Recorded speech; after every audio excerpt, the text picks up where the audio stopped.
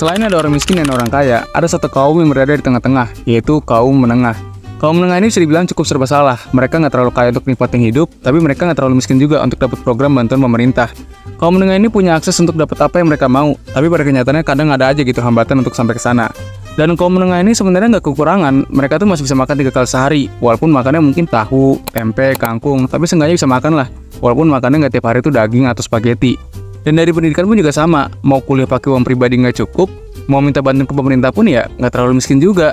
Jadi memang kaum menengah ini bisa dibilang cukup menyedihkan gitu. Karena selain ada beberapa keterbatasan, mereka juga susah untuk dapat bantuan. Nah maka dari itu gue mau bahas lebih dalam nih, kenapa jadi kaum menengah di Indonesia itu cukup menyedihkan. Dan gue rasa pembahasan ini akan relate ke mayoritas penduduk yang ada di negara ini. Karena kalau kita lihat jumlah kaum menengah yang ada di Indonesia, itu cukup besar gitu ya, sekitar 20%-an dari total penduduk. Nah tapi gue rasa walaupun kaum menengah ini punya peran penting dalam dunia ekonomi, tapi ini tuh bisa jadi suatu ancaman terjadi yang namanya middle income trap.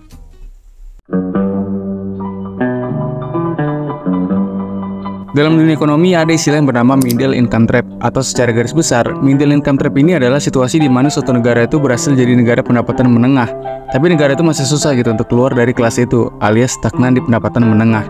Nah, negara yang terjebak di dalam middle income trap ini, mayoritas penduduknya itu mengalami sebuah dilema, yang mana mereka itu nggak miskin, tapi mereka juga nggak kaya.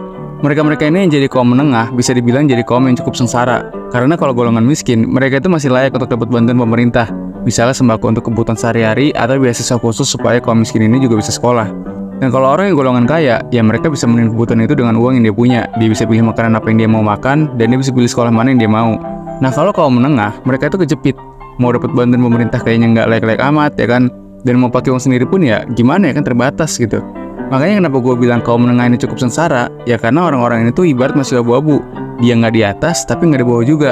Untuk Indonesia sendiri, kita itu udah terjebak di dalam middle income trap ini selama 30 tahun. Karena syarat untuk keluar dari jebakan ini adalah perekonomian kita tuh harus tumbuh 6% per tahun. Sedangkan ekonomi kita selama 20 tahun terakhir itu cuma tumbuh 4% per tahun. Nah, alasan utama kenapa Indonesia itu bisa terjebak ke dalam middle income trap ini adalah karena faktor produktivitas setiap pekerja itu yang cenderung menurun.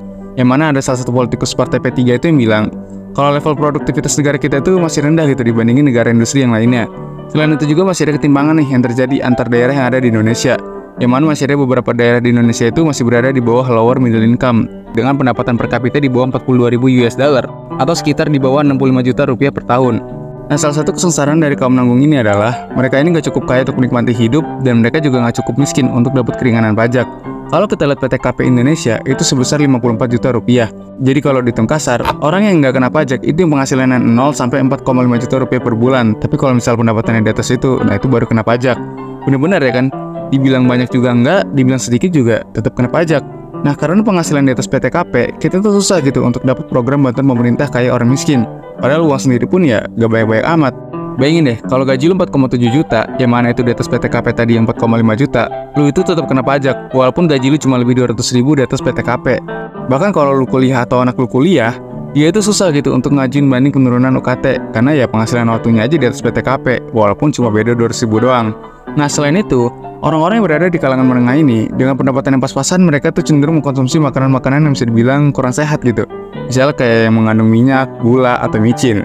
Yang akhirnya uang mereka tuh banyak yang keluar untuk beli obat atau biaya pengobatan. Dan yang paling parahnya, orang kalangan menengah itu selalu jadi sasaran utama pelaku penipuan. Karena biasanya orang kalangan menengah ini tuh punya mimpi cepat kaya lewat cara apapun. Ditambah mereka ini punya buying power yang lumayan gitu dibanding orang miskin. Karena kalau misal si penipu nargetin orang miskin, ya mungkin si orang miskin ini tertarik gitu dengan penawarannya untuk cepat kaya. Tapi apanya mau diambil dari orang miskin ya kan?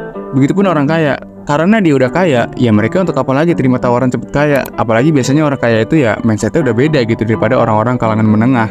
Makanya nggak heran ya kalau sebagian besar orang yang hidup dari gaji ke gaji itu adalah orang yang berada di kalangan menengah. Karena pendapatan yang mereka dapat itu nggak sebanding sama biaya hidup, ditambah nggak ada keringanan untuk bayar pajak. Sehingga ketika mereka butuh barang sekunder lainnya, mereka terpaksa masuk ke jebakan finansial yang paling umum dilakukan kaum menengah, yaitu utang.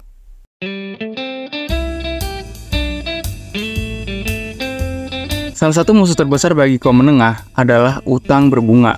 Yang mana karena banyaknya kebutuhan yang melebihi pendapatan, para kaum menengah itu cenderung mengambil keputusan yang cukup beresiko, yaitu berhutang. Rumah KPR, cicilan motor, dan utang lainnya, ini tuh mengunci hidup mereka selama puluhan tahun bekerja hanya untuk bayar pajak dan cicilan. Menurut riset yang ada, profesi yang paling rentan dengan utang, itu banyak yang berasal dari pekerjaan yang dilakukan dominan sama kelas menengah, kayak misalnya guru atau karyawan. Dan ada beberapa alasan kenapa kaum menengah ini cenderung rentan masuk ke dalam jebakan utang. Pertama, jelas biaya hidup. Dimana kita tahu ya, kalau kenaikan upah itu nggak sesuai gitu sama kenaikan inflasi. Akhirnya banyak orang tuh milih antara kurangin biaya hidup atau ya cari pemasukan lagi. Nah, masalahnya kan nggak semua orang itu bisa ya ngurangin biaya hidupnya, karena bisa jadi memang kebutuhannya itu udah mentok di situ dan nggak bisa dikurangin lagi. Dan di saat yang sama mungkin dia juga belum bisa nih untuk ningkatin pendapatannya. Nah, akhirnya ya mereka memilih untuk berutang. Kayak misalnya dia butuh rumah nih, sedangkan yang kita tahu kan harga rumah itu ya udah nggak masuk akal kenaikannya. Nah, dia mau sehemat apapun ya tetap nggak bisa beli rumah itu karena rumahnya udah kemahalan gitu, dan mungkin biaya hidup dia juga udah paling mentok di situ. Nah, akhirnya banyak dari mereka yang memilih untuk ambil KPR. Ya walaupun sebenarnya ada juga sih yang memilih untuk sewa gitu ya, tapi kan kebutuhan tiap orang itu berbeda-beda. Nah, selain untuk biaya hidup, kalangan menengah itu berhutang untuk gaya hidup. Kalangan menengah itu beda gitu ya sama kalangan yang memang miskin. Dimana orang kalangan menengah itu walaupun uang dia pas-pasan, tapi kadang mereka itu tetap ada hasrat untuk menikmati gaya hidup yang di atas dia. Nah, biasanya faktor utama yang buat gaya hidup mereka ini berlebihan adalah tuntutan sosial lingkungan sekitarnya. Kayak misal ngeliat semua teman-teman yang lain udah pada punya mobil, dia ikutan kredit mobil walaupun gaji masih pas-pasan, dan sebenarnya juga nggak butuh-butuh amat gitu. Atau istilah kerennya ya FOMO gitu ya. Biasanya sih orang yang mudah terpancing sama game status ini tuh mereka nggak pernah selesai gitu berhubungan sama utang. Misalnya kredit motor lunas, lanjut kredit mobil, habis itu lanjut kredit HP baru, dan gitu seterusnya. Akhirnya ya gaji mereka itu cuma untuk bayar cicilan dan pajak, atau perlombaan ini biasa disebut dengan red race, dimana lu itu mengejar suatu hal yang nggak ada habisnya gitu. Let me tell you why most of the hands that just went up will never get there. They buy dumb shit. Do you know how many people here literally drive cars to impress people that they fucking hate?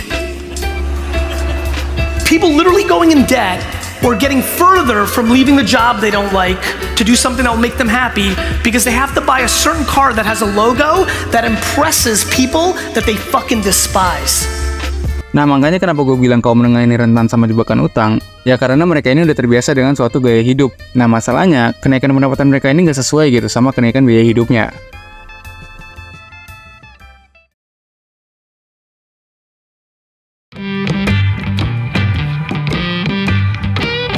Ya, gue rasa memang jadi kaum menengah di Indonesia itu cukup menyedihkan ya, karena udah uang pas-pasan, nggak bisa dapat privilege dari pemerintah lagi.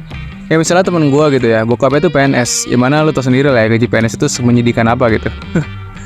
Nah, ketika dia mau apply beasiswa, beberapa pihak beasiswa tuh nggak ngebolehin gitu kalau anak PNS itu ikutan beasiswa juga, karena difokusin ke kalangan yang nggak mampu. Nah, sedangkan kalau dia pakai uang sendiri atau uang bokapnya gitu ya, uangnya itu nggak cukup gitu tuh kuliah. Nah, ya lu tahu sendiri lah gaji berapa ya kan PNS. Nah, makanya kenapa gue bilang jadi kaum menengah itu menyedihkan, ya karena benar-benar kayak nggak dianggap, miskin enggak, kaya juga enggak. Jadi benar-benar kayak serba salah gitu. Well, sekian dulu pembahasan kali ini, semoga bermanfaat dan sampai jumpa di segmen selanjutnya.